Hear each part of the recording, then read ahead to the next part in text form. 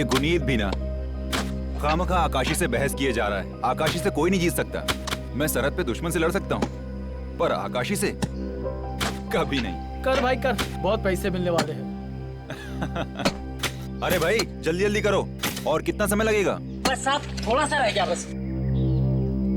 मान नहीं रहे, क्या करें? कुछ ना कुछ तो करना ही होगा, देखते हैं। चेतन जी, चेतन जी, ये यहाँ कैसे? कमाल है, इस ईंट पर दो दो गोलियां धंसी हैं। कहाँ मिली है आपको? ये वो वहाँ मिला मुझे। ये गोलियां यहाँ आई कैसे? मैं भी यही सोच रहा हूँ, क्योंकि ये जगह तो काफी दिन से बंद पड़ी है। इसका जवाब तो एक ही आदमी दे सकता है। कौन?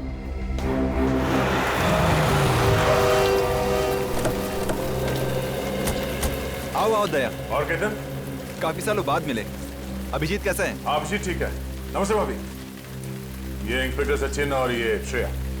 नमस्ते। नमस्ते। कहो कैसे याद किया? क्या बात है, कुछ परेशान लग रहा है? हाँ दया, ये देखो ईंटों पर गोलियां धंसी हैं और ढूंढने पर इस पतरे पर भी गोलियों के निशान मिले। मुझे कुछ अजीब लगा, इसलिए सोचा तुम्हें इन्फॉर्म कर दूं। गोली के निशान? सर लगता है यहाँ कोई हादसा हुआ है। हाँ कोई हादसा हुआ और शायद गोलीबारी हुई होगी। अच्छा, इसके अलावा कुछ और मिला यहाँ? नहीं, और कुछ तो नहीं। सर अगर गोलियां चली थी तो किसी ने आवाज तो सुनी होगी। हाँ आवाज तो सुनी होगी। ये फार्म हाउस कब खरीदा तुमने? यही हाल ही में। कोई मिस्टर संजीव है, उनसे। वैसे पता चला कि काफी सालों से वो यहाँ नहीं आए हैं और ये फार्म हाउस भी काफी सालों से बंद पड़ा है। और रिनोवेशन के लिए तुमने ये फार्म हाउस तोड़ दिया। हमारा ये जानना बहुत जरूरी है कि कौन से कमरे में क्या हुआ था, कब हुआ था और क्यों हुआ था। शायद इस बारे में तुम्हारी मदद मिस्टर गुनीत कर सकें। गुनीत? हाँ, ये मेरे आर्किटेक्ट हैं। जी सर। अच्छा, ये पत्रा और ये ईंट कहाँ मिला था? सर आइए बताता हूँ।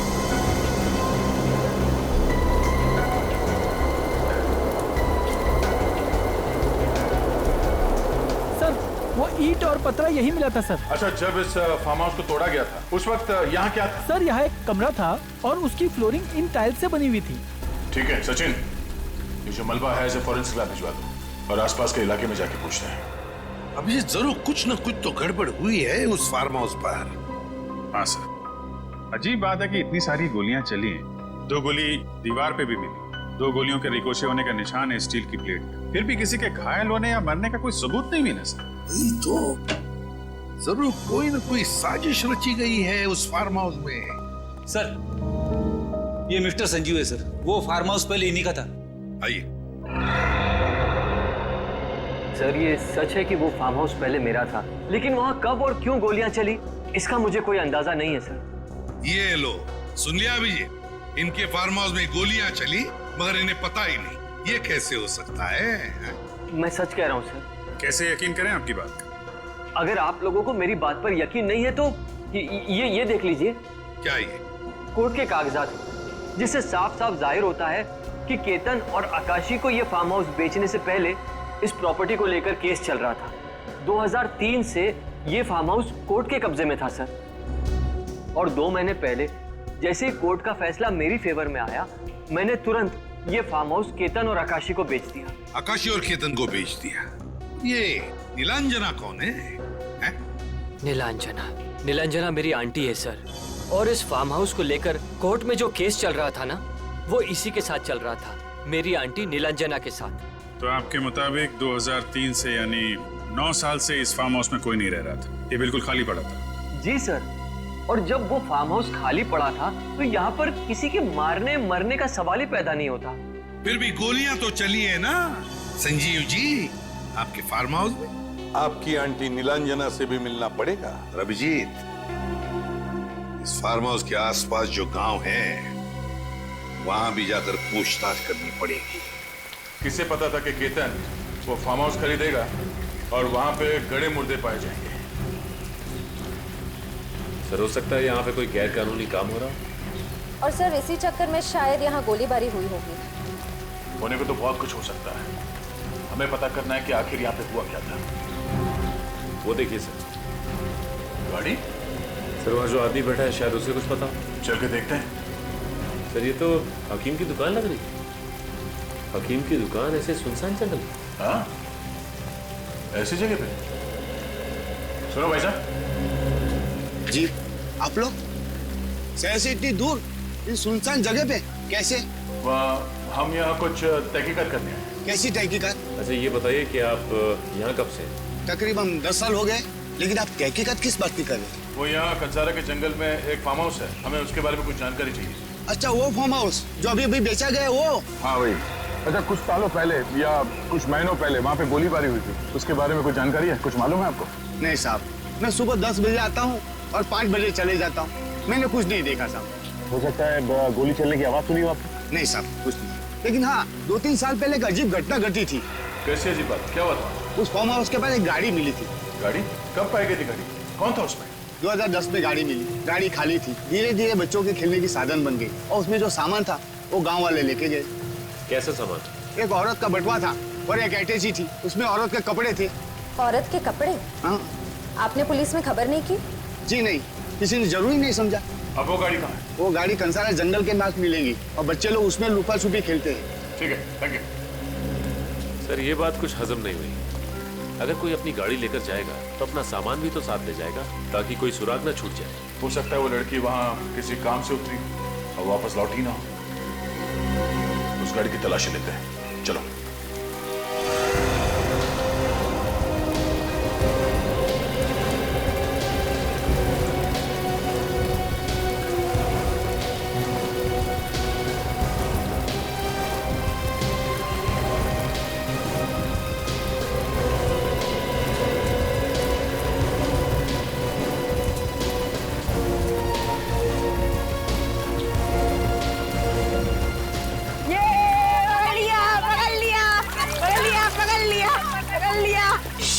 देखो कौन आया। हेलो बच्चों, मेरा नाम दया है।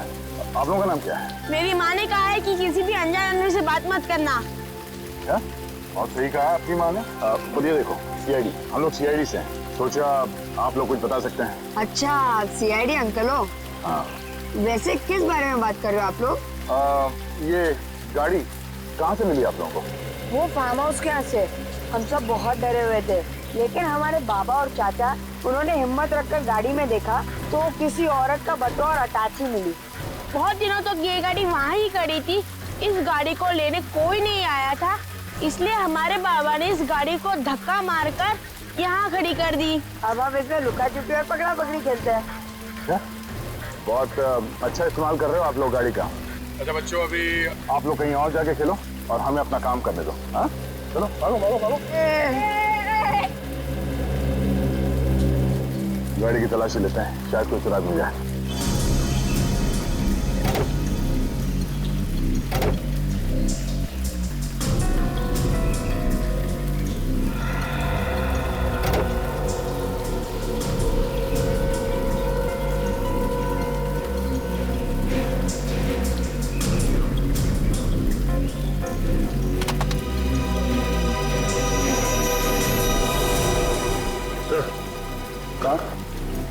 ये देखिए सर, ये पावती मिली अंदर से। ये तो किसी पेट्रोल पंप का रिसीट है। 5 नवंबर 2010 को इस गाड़ी वाली औरत ने इस गाड़ी में पेट्रोल भरा था। सर पेट्रोल पंप पे जाके पूछताछ करें? लगता नहीं कोई फायदा होगा। जरूरी नहीं कि उस दिन जिस आदमी ने इस गाड़ी में पेट्रोल डाला हो वो आज भी वहीं पे काम कर रहा हो। सचिन एक काम करो, गाड़ी का चेसिस नंबर निकालो और आरटीओ से पता करो कि इस गाड़ी का मालिक कौन है। सर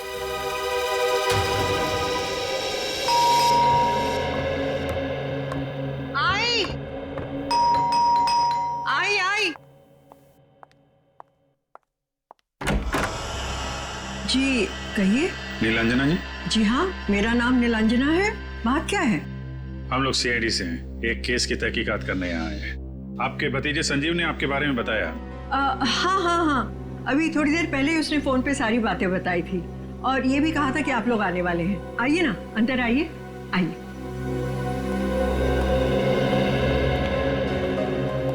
आप यहाँ पे अकेली रहती है या? जी मैं यहाँ बिल्कुल अकेली रहती हूँ। वैसे संजीव ने आपको बताया होगा कि उसके और मेरे बीच में फार्म हाउस को लेकर काफी अरसे से कोर्ट केस चल रहा था और फिर उसी दौरान वो फार्म हाउस कोर्ट के कब्जे में आ गया। तो संजीव ने आपको फार्म हाउस पे जो गोलीबारी हुई उसके बारे में भी बताया होगा? जी हाँ, बताया था। बात यह है कि वो फार्म हाउस बहुत अरसे से खाली पड़ा था, तो हो सकता है कि बाहर के कोई लोग उसमें घुस आए और उसे खाली देकर उसका गलत इस्तेमाल किया।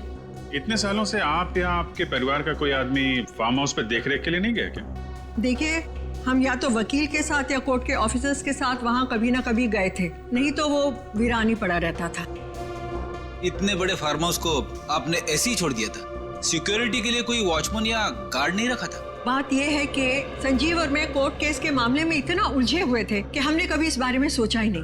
हाँ, अच्छा, क्या मैं आपसे ये जान सकता हूँ कि आपने अचानक फार्म हाउस से अपना हिस्सा छोड़ने का फैसला क्यों ले लिया? आखिर आपको भी फायदा होता ना? जी, हो सकता है कि मुझे इससे फायदा होता, लेकिन जैसा कि मैंने आप दोनों को बताया कि मैं अकेली रहती हूँ और मैं इस कोर्ट कचहरी के झमेले में नहीं पड़ना चाहती थी। बस इसीलिए परेशान होकर मैंने ये फैसला लिया। लेकिन मुझे क्या पता था कि मनूस फार्म हाउस मेरा पीछा ही नहीं छोड़ेगा।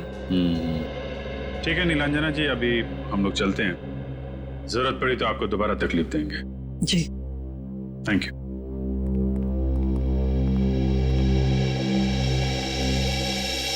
सर, 2010 में ये कार इस फार्म हाउस के बिल्कुल पास में खड़ी थी। एक लड़की जंगल के बीचों बीच इसी फार्म हाउस के सामने अपनी गाड़ी पार्क करती है, गाड़ी के अंदर अपना सारा सामान छोड़ के गायब हो जाती। वही तो, ये इत्तेफाक कैसे हो सकता है अभिजीत? ये कुछ और ही चक्कर है। कुछ ना कुछ तो गड़बड़ जरूर है, कुछ ना कुछ गड़बड़ जरूर है ना सर। इस फार्म हाउस के शूट आउट में और इस लड़की का कोई ना कोई कनेक्शन है सर। हाँ, और फिर गाड़ी में क्या हमें कोई हाथापाई के निशान मिले या तोड़फोड़ के निशान? नहीं सर, गाड़ी के आसपास, गाड़ी के अंदर सब कुछ सही सलामत है, ऐसा कुछ भी नहीं मिला। अभिजीत, वो लड़की जरूर उस फार्म हाउस की तरफ ही गई है, फार्म हाउस की तरफ। जी सर, फार्म हाउस के चारों तरफ जंगल है, कोई बस्ती नहीं है, कोई मकान नहीं है, तो जाएगी कहाँ?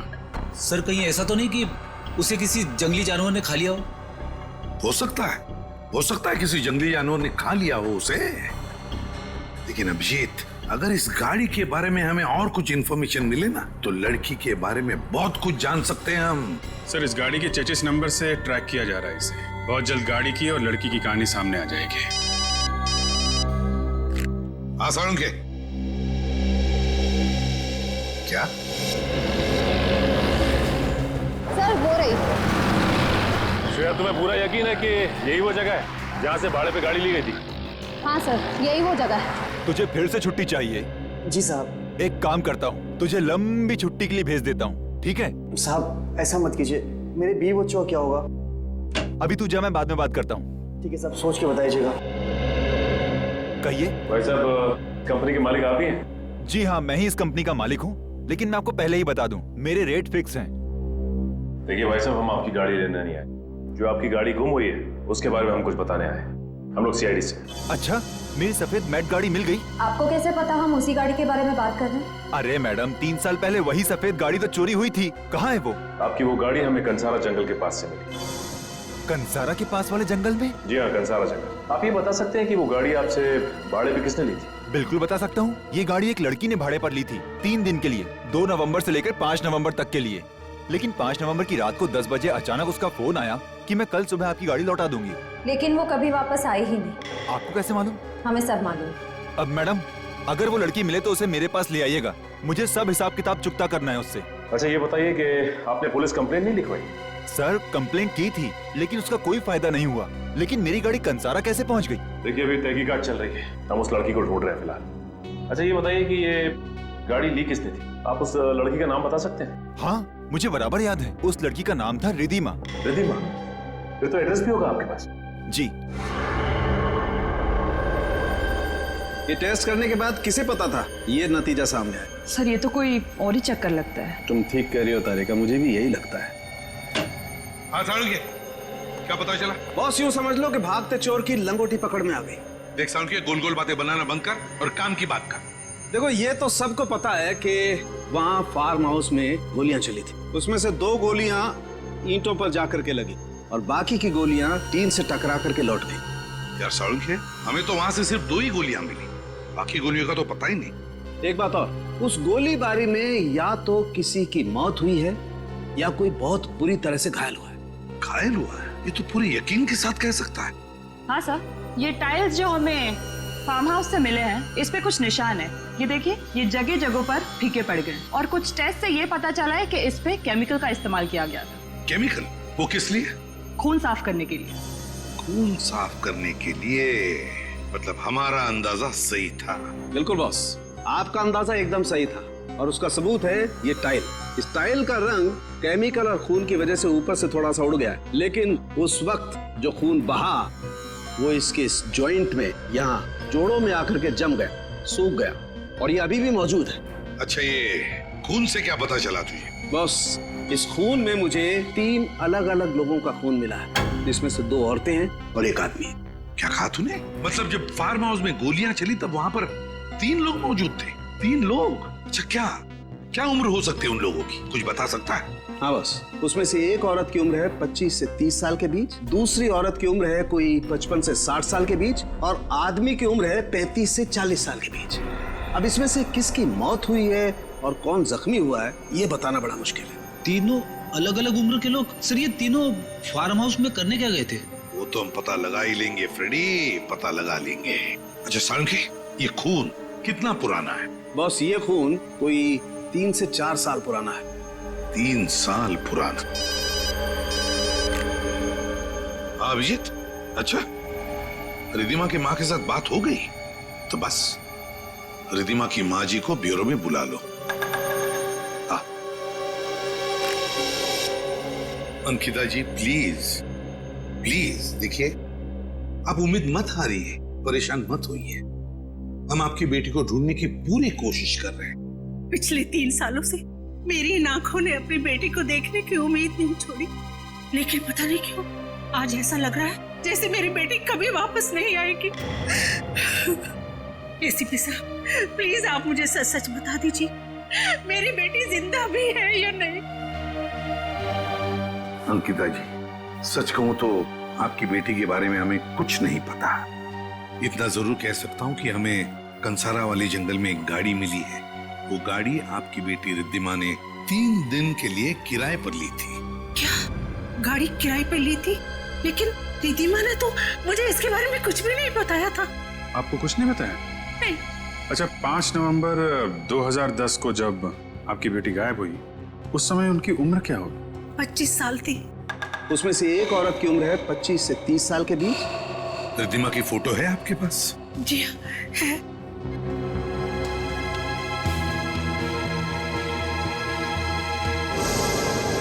आपने इनके गायब होने की पुलिस में रिपोर्ट तो लिखवाई होगी ना? जी हाँ, करवाई थी, लेकिन पुलिस कुछ भी पता नहीं कर पाई। अगर आप लोग पता कर सके तो बड़ी मेहरबानी होगी। प्लीज ऐसा मत कहिए, हम आपकी बच्ची को ढूंढने की पूरी कोशिश करेंगे। अभिजीत, इनका डीएनए टेस्ट करना पड़ेगा।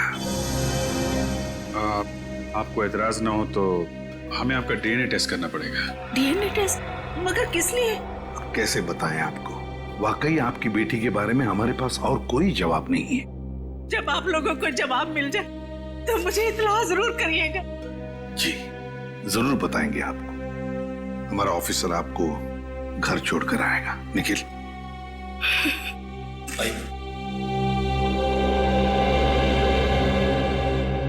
सर, कहीं इनका डीएनए मैच न कर जाए। हाँ अभिजीत, मुझे भी डर इसी बात का है कि कहीं ये डीएनए मैच न हो जाए। उस गोलीबारी में कौन घायल हुआ, कौन मरा, ये तो उस फार्म हाउस में जाकर ही पता चलेगा।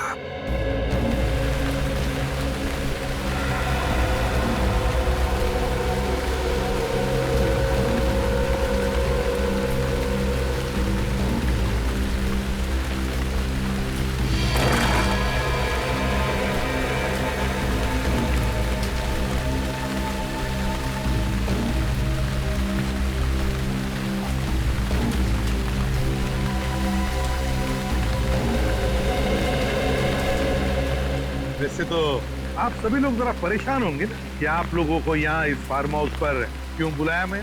देखिए सर, मेरी समझ में कुछ भी नहीं आ रहा। लगता है ये मनोज फार्म हाउस मेरा पीछा नहीं छोड़ेगा। जब मैं सब कुछ बता चुकी हूँ तो फिर दोबारा मुझे यहाँ बुलाने का क्या फायदा? फायदा क्या, नुकसान क्या, ये हम तय करेंगे मैम। 1 मिनट से, आपका कहने का मतलब है कि क्या ये सब हमने? मैंने कब कहा कि ये सब तुमने किया है? हम तो सिर्फ हमारे सवालों का सही जवाब चाहते हैं और कुछ नहीं। तो जो भी सवाल करना है इनसे कीजिए ना, मिस्टर केतन से। फार्म हाउस तो मैं इन्हें बेच चुका हूँ सर। ये आप क्या कह रहे हैं? हाँ, क्या मतलब है आपका? आपका कहने का मतलब है कि ये सब मैंने किया है? अरे ये फार्म हाउस तो आप ही ने तुड़वाया है ना? क्या मतलब? देख लिया, सुन लो, मैंने तुमसे मना किया था कि ये फार्म हाउस मत खरीदो, पर तुम हो कि अपनी जिद के सामने किसी की नहीं सुनती हो। अब भुगतो। इस फार्म हाउस में तीन लोगों पर हमला हुआ है, तीन लोगों पर। उसमें 2 औरतें थी और एक आदमी था। पता नहीं कौन घायल हुआ है और किसकी मौत हुई है। क्या? जी हाँ, और इसी सिलसिले में हम लोग आपसे पूछताछ कर रहे हैं। आपको जो कुछ बताना या पूछना है, आप ये संजीव जी से पूछिए। सर, मैं आप लोगों को क्या बताऊं? मैं तो खुद यहाँ पर कई सालों के बाद आया हूँ, फिर मुझे क्या पता कि यहाँ क्या हुआ है क्या नहीं हुआ है। अगर आप नहीं बता सकते तो फिर आप बताइए ना नीलांजना जी। कई सालों से तो तुम दोनों के बीच में इस फार्म हाउस को लेकर कोर्ट का केस चल रहा है ना? जी ठीक कहा आपने। करीब 10 साल से ये कोर्ट केस चल रहा था और इसी वजह से संजीव और मेरे बीच में मनमुटाव है। कहीं ऐसा तो नहीं कि ये सब कुछ आप ही ने किया संजीव से बदला लेने के लिए? क्या ये आप क्या कह रहे हैं? मैं आखिर ऐसा क्यों करूंगी? तो ठीक है, तो केतन जी आप ही बताइए, जब ये फार्म हाउस आपने खरीदा था तो इसकी हालत कैसी थी? ये फार्म हाउस जैसा बिल्कुल नहीं दिखता था। हाँ, अरे ये तो खंडर जैसा दिखता था। चारों तरफ से दीवारें टूट रही थी। मैंने सोचा इसे रेनोवेट करा लेते हैं, बस इतना ही। रेनोवेट कर रहे थे, मगर इतनी भी क्या दिलचस्पी इस जगह में? देखिए, जगह मुझे पसंद आ गई थी और कुछ नहीं। ये जगह आपको पसंद आ गई? हर एक की अपनी अपनी पसंद होती है ना? आसान के बोल। क्या तो मेरा शक सही निकला है ना? ठीक है, ओके। इस फार्म हाउस का मलबा जो हमने साळुंखे के पास भेजा था, उसके टाइल्स के ऊपर साळुंखे को कुछ खून की ट्रेसेस मिली। उसमें से एक खून का डीएनए अंकिता जी के साथ मैच होता है। यानी सर 25 से 30 साल की लड़की रिद्धिमा, यानी अंकिता जी की बेटी। हाँ, मगर सर एक बात समझ में नहीं आ रही है, ये रिद्धिमा यहाँ पे करने क्या आई होगी? रेडी, सारे सवालों का जवाब यहाँ है, यहाँ पर। खोदो इस जगह को।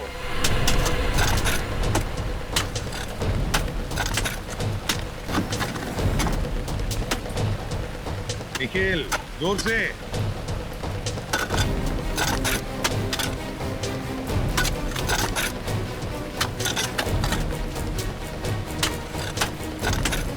अरे ये आप सब क्या कर रहे हैं? हमने हाल ही में इस जगह को खरीदा है और आपने पूरा का पूरा तहस-नहस कर दिया। आप प्लीज जरा हमें अपना काम करने देंगी?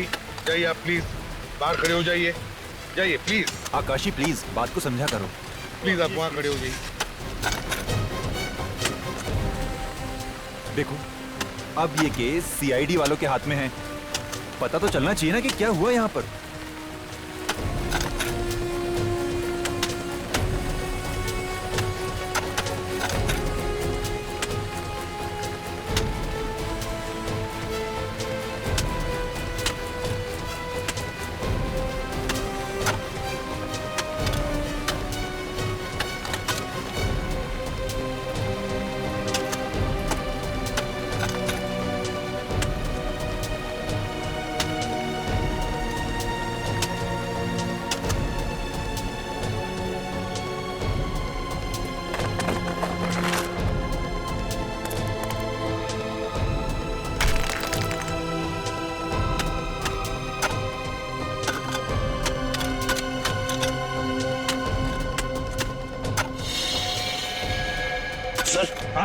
कंकाल? कंकाल है? संभाल के निकल, संभाल के, मिट्टी साफ करनी।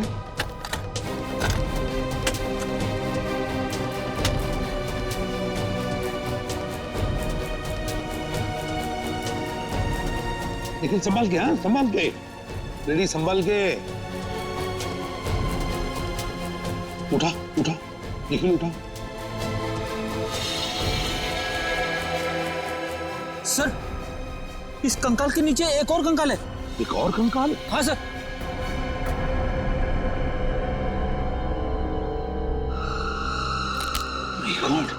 निकालो इसे भी। संभाल के, हाँ।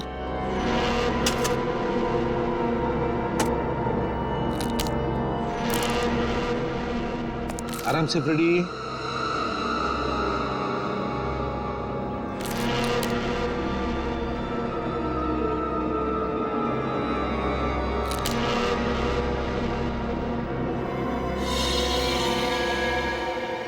सर ये दोनों कंकाल तो औरत के हैं। हाँ, पता नहीं कितने सालों से दफन हुए हैं यहाँ पर।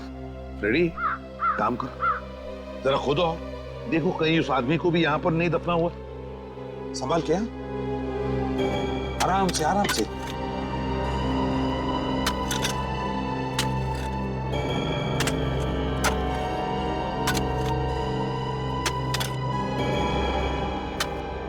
सर यहाँ पे और कुछ नहीं है सर। चलो ठीक है, कोई बात नहीं। सचिन काम करो, ये दोनों कंकाल साळुंखे के पास भेज दो।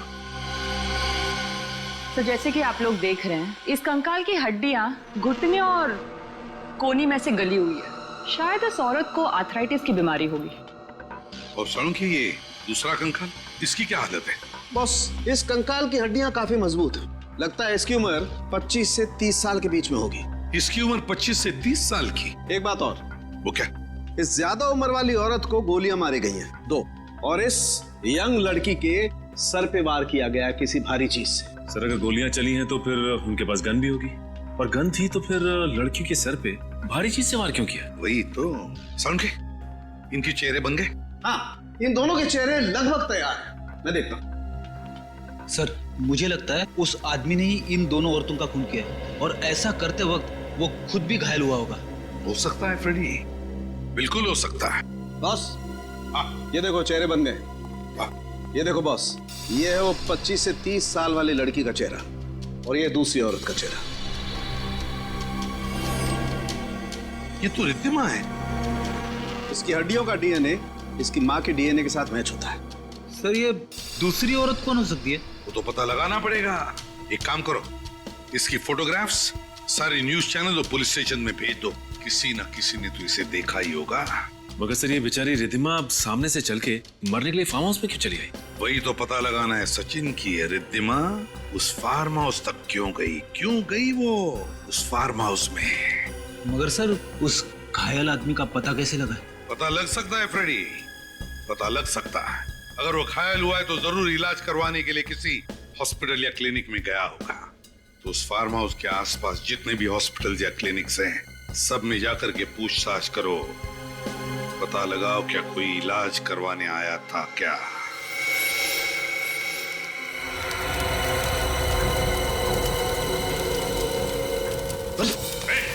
क्या कर रहा है?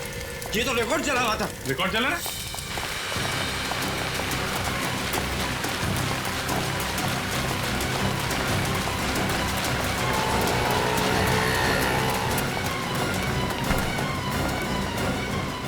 सीआईडी से भागना इतना आसान नहीं है।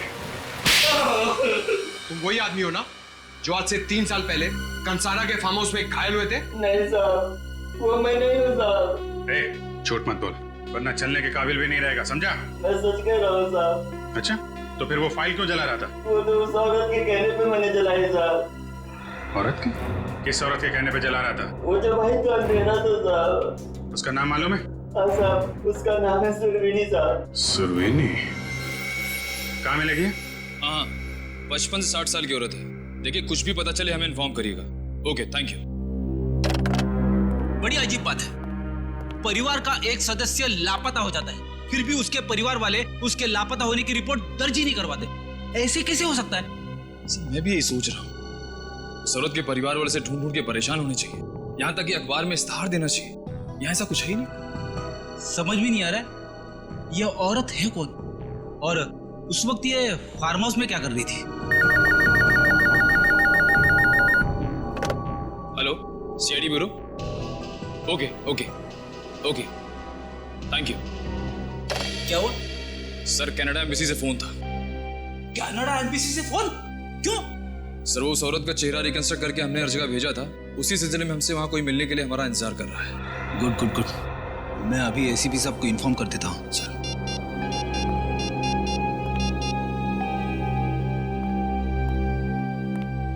अब हेलो सर। उस फोटो वाली लड़की के बारे में कुछ पता चला? एसीपी साहब, आपने जो फोटो हमको भेजे उसको हमने अपने रिकॉर्ड में चेक किया। हमको पता चला कि वो औरत कनाडा की रहने वाली है। कनाडा की?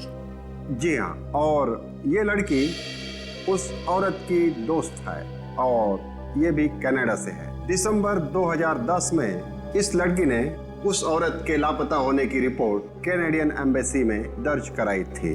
हमने इसको कनाडा से यहाँ बुलाया है। आप उनकी दोस्त हैं? जी सर। क्या नाम है आपका? ईरा। ईरा। ईरा, आप कैसी जानती है उनको? हम दोनों एक ही कंपनी में काम करते थे, इसलिए हम अच्छे दोस्त भी थे। तो क्या उनके कोई रिश्तेदार या करीबी दोस्त वगैरह कोई आए नहीं आपके साथ? नहीं सर, उनका कोई करीबी रिश्तेदार था ही नहीं। तो फिर नवंबर 2010 में ये औरत कनाडा से हिंदुस्तान क्या करने आई थी? कह रही थी कि कोई कोर्ट कचहरी का मामला सुलझाना है। कोई कोर्ट कचहरी का मामला? कैसा मामला? कुछ पता है आपको? ये तो मुझे नहीं पता, पर आप लोग इतने सवाल क्यों पूछ रहे हैं? आखिर हुआ क्या है? देखिए, उस औरत का और एक जवान लड़की दोनों का खून हुआ है और उसकी तहकीकात हम लोग कर रहे हैं, हम CID से। क्या? कब? ये सब कैसे हुआ? किसने किया? उसी का पता लगाने की कोशिश कर रहे हैं हम लोग। वैसे नाम क्या था आपकी दोस्त का? नीलांजना। क्या कहा? नीलांजना? जी। ये कैसे हो सकता है? क्या आप इस औरत को जानती है? कभी देखा है इसे? नहीं सर, मैं इन्हें नहीं जानती, मैं इन्हें पहली बार देख रही हूँ। आप इसे नहीं पहचानती? इन्हें पहले कभी नहीं देखा? I see। तो सारा चक्कर ये है।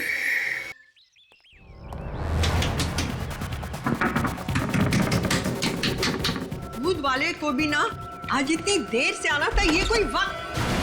अरे आप लोग इस वक्त यहाँ? अरे आप ठीक तो है ना? हाँ ठीक तो हूँ। क्यों, क्या हुआ? अरे आपकी जान को खतरा है नीलांजना जी। मेरी जान को खतरा? लेकिन मेरी जान को क्यों खतरा है? क्योंकि आप संजीव की आंटी हैं। कोई है जो नहीं चाहता है कि संजीव और उसके परिवार वालों में से कोई जिंदा रहे। सर एक काम करते हैं, नीलांजना जी को जेल ले जाते हैं। हाँ, उससे ज्यादा महफूज जगह हो ही नहीं सकती, खूनी हमला ही नहीं करेगा। जेल? मैं क्यों जेल जाऊं? मैंने क्या किया? अरे आप समझ क्यों नहीं रही हैं? क्योंकि आप नीलांजना है, संजीव की आंटी। खूनी को जैसे पता चलेगा कि आप नीलांजना है, संजीव की आंटी, वो आपको मार देगा। फार्म हाउस हथियाना चाहता है ना? और खूनी ने एक बार संजीव को मारने की कोशिश भी की है। क्या? संजीव को मारने की कोशिश की? हाँ, और संजीव ने उसे बता भी दिया है कि आप उसकी नीलांजना आंटी हो। लेकिन मैंने किसी का क्या बिगाड़ा है? मैं तो... अरे आप परिस्थिति की गंभीरता को समझ क्यों नहीं रही है नीलांजना जी? 3 साल पहले इसी चक्कर में फार्म हाउस में गोलीबारी हुई है। चलिए जेल में ले चलते हैं आपको, क्योंकि आपकी जिंदगी और मौत का सवाल है नीलांजना जी। जल्दी। छोड़िए मुझे, मैं जेल क्यों जाऊं? मैंने क्या किया है? मैंने कुछ नहीं किया, और फिर मैं नीलांजना हुई नहीं, मैं तो सुरवीनी हूँ। अब आया ना ऊंट पहाड़ के नीचे। सुरवीनी जी। नवी अंदर आओ, जरा देखो। यही है वो जिन्होंने तुम्हें पैसे दिए थे क्लिनिक के रिकॉर्ड जलाने के लिए? ये कौन है और ये यहाँ क्या कर रहा है? यही आवाज थी साहब, यही औरत है। ये सरासर झूठ बोल रहा है, बकवास कर रहा है, मेरी कुछ समझ में नहीं आ रहा। कोई बकवास नहीं है ये। आपने इसे पैसे दिए थे क्लिनिक से रिकॉर्ड जलाने के लिए। बोलिए। मुझसे गलती हो गई सर, मुझसे बहुत बड़ी गलती हो गई, मुझे माफ कर दीजिए। अब इस गलती का प्रायश्चित कीजिए और बताइए, 5 नवंबर 2010 को उस फार्म हाउस से जो आदमी घायल होकर क्लिनिक में गया था, कौन था वो?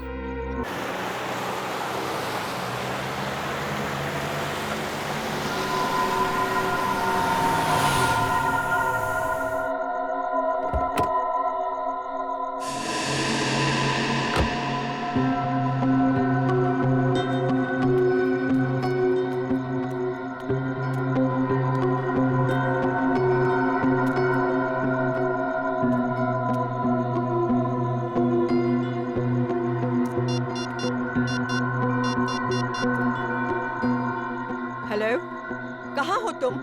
हाँ मैं पहुँच चुकी हूँ। कितनी देर लगा रहे हो? जल्दी आओ।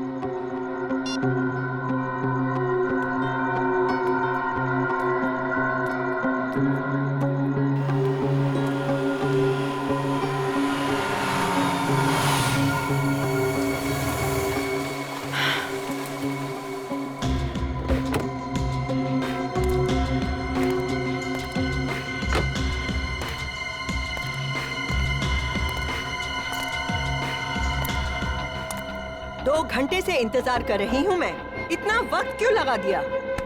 मेरी जिंदगी और मौत का सवाल है। ऐसे में बिना सोचे समझे एक भी कदम उठाना मेरे लिए खतरनाक हो सकता है। अच्छा, रिधिमा और निलंजना आंटी का खून करते समय तो तुम्हें इतना वक्त नहीं लगा था? चुप! ऐसी बातें इतनी ऊंची आवाज में नहीं करते। तुम्हें पता है हमारे पीछे सीआईडी पड़ी है। CID, CID, CID. जानते हो, तंग आ चुकी हूँ मैं सीआईडी से भागते भागते, और तुम्हारा साथ देते देते नहीं सहा जाता अब मुझसे। क्या मतलब? क्या इरादा है तुम्हारा? मेरा इरादा ये है कि मैं सीआईडी को सब सच सच बता दूंगी। और मैं क्यों किसी से डरूं? मैंने किसी का खून नहीं किया। मगर मैंने तो किए हैं। एक नहीं, दो खून किए हैं मैंने। और तीसरा खून करने से पहले मेरे हाथ कांपेंगे नहीं। तुम ऐसा नहीं कर सकते। मैं ऐसा ही करूंगा। सीआईडी? क्यों संजीव जी, अपने आप को बड़े चालाक समझते हो? हैं? चलो हमारे ब्यूरो में चलो, तुम्हारी सारी चालाकी निकालते हैं। ले चलो इसे। मेरा भागना बेकार है। सुरवीनी पर जानलेवा हमला किया तुमने, मगर वो बच गई। मगर 2 खून तो कर चुके ही हो तुम, इसलिए तुम्हें फांसी के फंदे से कोई बचा ही नहीं सकता। मेरे पास और कोई चारा नहीं था। अच्छा, फार्म हाउस की लालच में आपने पहले नीलांजना का खून किया, फिर उस इल्जाम से बचने के लिए बेचारी रिधिमा को भी मार डाला। ये सब मेरे उस निकम्मे अंकल की वजह से हुआ है। अंकल की वजह से? इसमें उनका क्या दोष है? उन्होंने अपनी वसीयत में ये फार्म हाउस मेरे और नीलांजना आंटी के नाम कर दिया था। उस नीलांजना आंटी के नाम जो कभी थी ही नहीं। मतलब जिस औरत को तुमने मारा वो तुम्हारी नीलांजना आंटी थी नहीं? नहीं। और अगर आपको मेरी बात पर यकीन ना आए तो इस ईरा से पूछ लीजिए, उसकी दोस्त है ये। क्यों ईरा जी, क्या कह रही हैं? जी सर, ये सच कह रहे हैं। मैं वो फार्म हाउस बेचना चाहता था, और वसीयत के मुताबिक जब तक नीलांजना आंटी उस वसीयत पर दस्तखत ना करे वो फार्म हाउस बिक नहीं सकता था और किसी ट्रस्ट में चला जाता। और नीलांजना नाम की कोई आंटी तो थी ही नहीं। इसलिए मैंने फैसला किया क्यों ना मैं ही किसी को नीलांजना आंटी बनाकर पेश करूं। मगर इससे पहले कि मैं ऐसे करता, कोई औरत कनाडा से आ गई और आकर मेरी नीलांजना आंटी होने का दावा करने लगी। मैंने उससे मिलने का फैसला किया। आइए आइए आइए आइए। तुमने मुझे यहाँ क्यों बुलाया? बोलो संजीव बेटा। संजीव बेटा, नाटक मत करो, क्योंकि मुझे पता चल गया है ना ही तुम निलंजना हो और ना ही मेरी आंटी। ये कैसे बातें कर रहे हो? सच कह रहा हूं, इसलिए अब तुम भी सच सच बता दो, वरना तुम क्या कर लोगे संजीव बेटा? कल तुम अपनी आंखों से देखोगे कि मैं अपने आप को सही नीलांजना साबित करूंगी। और वीरेंद्र जी, जो तुम्हारे अंकल हैं, उनकी प्रॉपर्टी पर मेरा भी हक है और तुम कुछ नहीं कर पाओगे। मैं केस कर दूंगा तुम्हारे ऊपर, अदालत में साबित कर दूंगा कि तुम निलंजना नहीं हो। शायद तुम साबित कर भी दो, लेकिन साबित करते करते तुम्हें कई साल लग जाएंगे, ये तुम भी जानते हो। और तब तक तुम इस फार्म हाउस की एक भी ईंट को बेच नहीं पाओगे। मैं जान ले लूंगा तुम्हारी। मैं एक औरत हूं, इसलिए मुझे कमजोर मत समझना। गन चलाना मुझे भी आता है। ओके, चलाओ गोली। मैं चला दूंगी। चलाओ ना। अरे चलाओ ना। मैं मार दूंगी। तुझे मार दूंगी मैं।